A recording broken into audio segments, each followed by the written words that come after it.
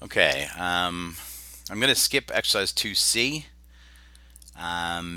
because virtual high school does not ask students to do exercise 2C.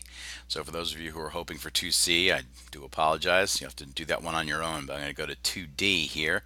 So once again, 2D is translating or giving the Latin for these English sentences, which, as time goes on, gets to be the harder and harder thing, as you'll see.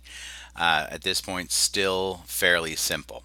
Um, let's see how it goes. Cornelia and Flavia, they're easy enough. Those names stay the same in Latin. But the word for and is et. So we'll start like this: Cornelia et Flavia. And now we have live in Italy. In Italy is easy enough. That's just in Italia, as you've seen. That is important here to have that long mark, and that will be made clear later on. So I'm going to put that in now. In Italia, I think I referred to that in the first chapter as exercises, that long A here. In Italia, and they live. Live. So we've seen this a couple times now. Right out of the story, we know the verb is habi. Is it T or is it NT? It is NT because of the plural subject, Cornelia and Flavia. Number two, Cornelia and Flavia are walking in the fields. So right away, once again, we start with Cornelia at Flavia.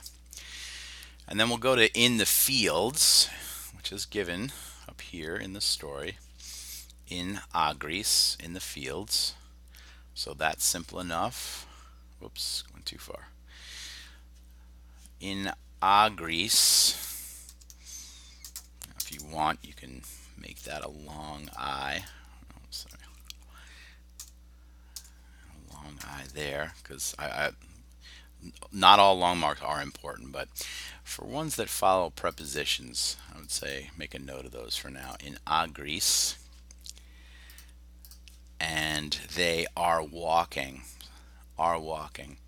So you're going to again be tempted to say this means are and this means walking, but this is not the case.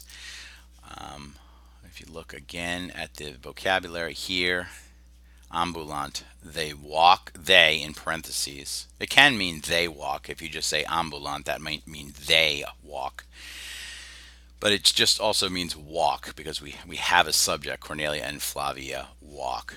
And it also means are walking, and it also means do walk. So we do not need this sunt here because that are in are walking is sort of embedded into the verb itself. So resist the temptation to use sunt with another verb. Sunt is really more just like Cornelia et Flavia sunt amicae. They are and then friends. So this is a linking verb, sunt. It joins a subject, or here a plural subject, Cornelia and Flavia, to what is called a complement. And this is sort of like something that completes the meaning of what the subject is. What are these two people? They are friends. And so this is called a linking verb, not a helping verb the way we use it in English. In English, are walking, this are here is called a helping verb. It sort of gives more meaning to the walking here, or it adds or helps this verb. But we don't use it with other verbs in Latin like this. We just say ambulant. So I'm going to erase that.